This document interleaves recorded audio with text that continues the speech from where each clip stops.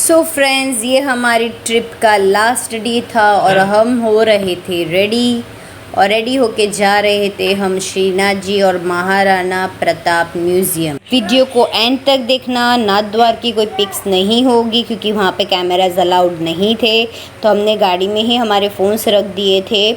और हल्दी घाटी जहाँ हम जाएंगे उसकी पूरी स्टोरी इस वीडियो के बीच में है, तो एंड तक वीडियो को ज़रूर देखना अगर आपको हिस्ट्री जाननी है तो चलिए बढ़ते हैं हम आगे। नाथ द्वार पहुँचे जो राजस्थान गुजरात के राजस्थान से गुजरात जाने के बीच में आती है। और इससे भी बड़ी बात यह है कि यहाँ राजस्थान की सबसे बड़ी, दुनिया की सबसे बड़ी शिव जी की मूर्ति है जो स्टील और लोहे से बनी है, जहाँ उनके हाइट पर जाने के लिफ्ट का इस्तेमाल किया जा सकता है। और बहुत सारे वहाँ पे एंटरटेनमेंट पॉइंट्स बनाए गए हैं जहाँ पे आप जाके घूम फिर सकते हैं और महादेव जी के दर्शन कर सकते हैं। तो आप देख सकते हैं जो मैं प्रतिमा आपको पीछे से दिखा रही हूँ वही प्रतिमा आगे से इतनी बड़ी है। कहते हैं कि 2500 साल तक इस मूर्ति को कुछ नहीं होगा, हवाएं कुछ नहीं बिगाड़ सकती इसका।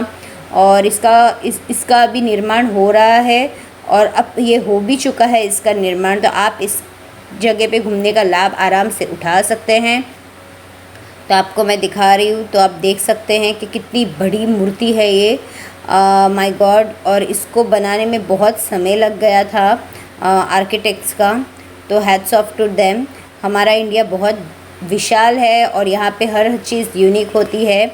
शायद स्टैच्यू ऑफ लिबर्टी एक ऐसी चीज़ होगी, पर हमारे यहाँ तो सरदार वल्लभ भाई पटेल की बड़ी सी प्रतिमा है, शिव जी की प्रतिमा है। मतलब हम अच्छे प्रतिमाओं को यहाँ पे स्थापित करते हैं। और लीजिए ये पहुँच गए हम हल्दी घाटी से होकर हम जाएंगे महाराणा प्रताप म्यूज़ियम। हल्दी घाटी की पूरी हिस्ट्री अगर आपको जाननी है तो पूरे वीडियो को एंड तक देखना। क्यों यहाँ की मिट्टी लाल है, इसका रीज़न क्या है, क्योंकि इसके बारे में पूरा वीडियो इस पूरे वीडियो के बीच में बताया गई है। और ये मैंने नहीं बताई, ये पूरी आपको एनिमेटेड मूवी आपको दिखाई जाएगी जो मैंने पूरी रिकॉर्ड की है आप लोगों के लिए। तो इस वीडियो को एंड तक देखना, आप बड़ा मज़ा आ जाएगा आपको। तो देख सकते कितनी भीड़ है यहाँ पे जाने के लिए। तो ये है हल्दी घाटी यानी ये दो घाट के बीच में रास्ता बनाया गया है। और यहाँ पे बहुत लंबी लड़ाई चली थी, खून की होली हुई थी। और जब ये चीज़ हुई तो महाराणा प्रताप जी को बहुत दुख हुआ था।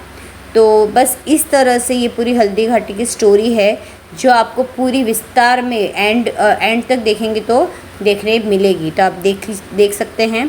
तो लीजिए गाड़ी चलाते चलाते पहुंच गए हम म्यूज़ियम।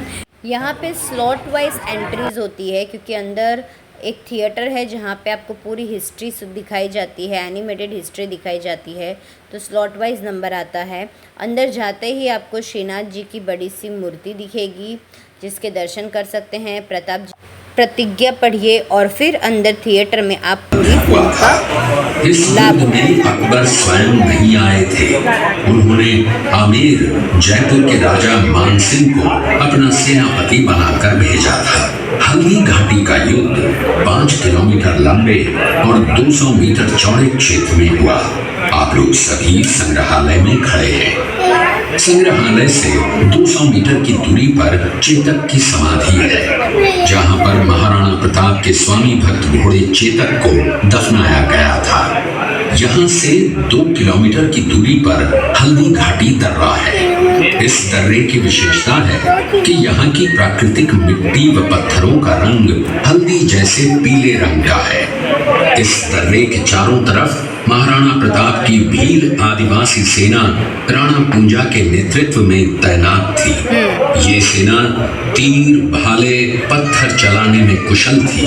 यहाँ से 1 किलोमीटर की दूरी पर शाही बाग है जिसमें मुगल सेना का पड़ाव था।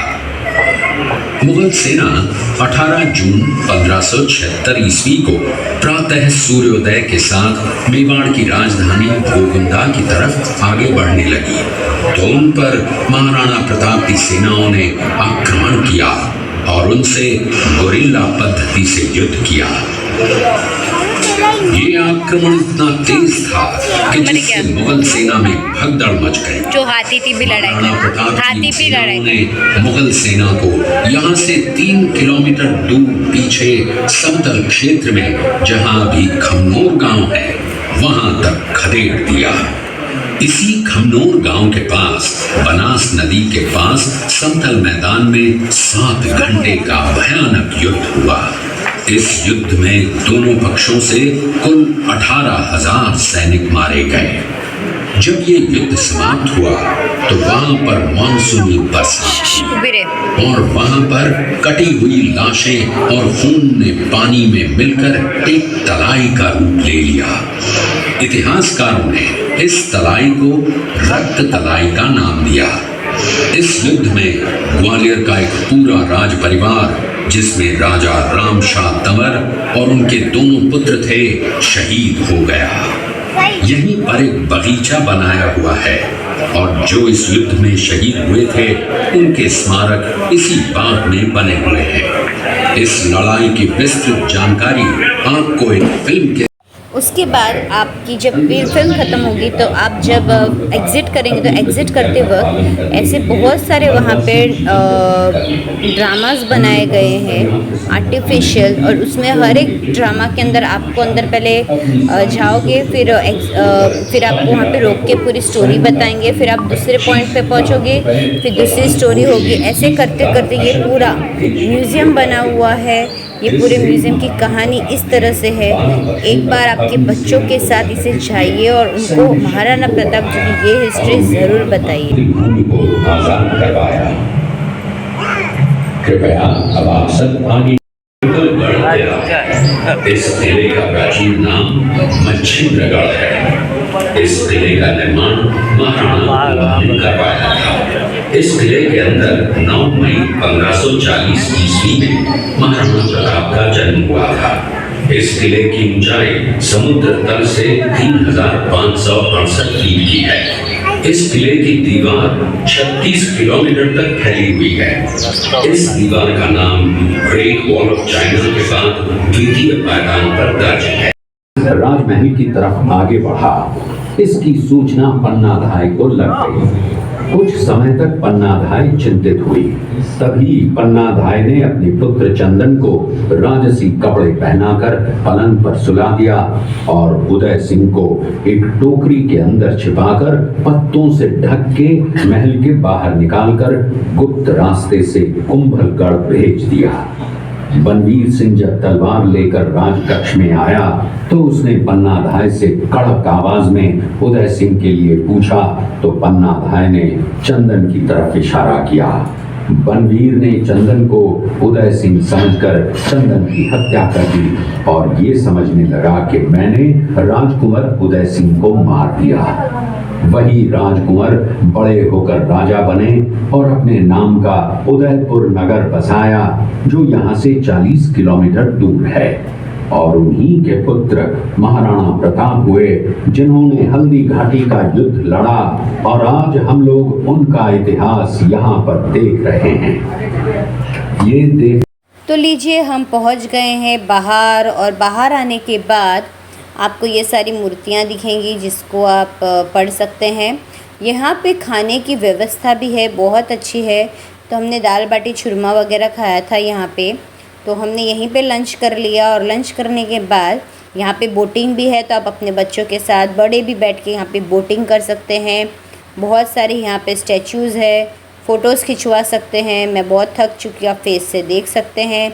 महादेव जी की मूर्ति है जो मुझे बताने की ज़रूरत नहीं है, और ये पता नहीं यहाँ पे क्या मांग रही है भगवान से। और आर्मी की टीम थी तो इसको आर्मी बहुत पसंद है, तो इससे फ़ोटोज़ भी खिंचवाई यहाँ पे। फिर हमने की बोट राइडिंग करने के बाद सफ़र यहीं ख़त्म होता है। आपको पूरी वीडियो कैसी लगी मुझे कमेंट सेक्शन में लिख के ज़रूर बताना। अब तक सब्सक्राइब नहीं किया है चैनल को तो सब्सक्राइब करना। मिलती हूँ नेक्स्ट व्लॉग में, बाय बाय।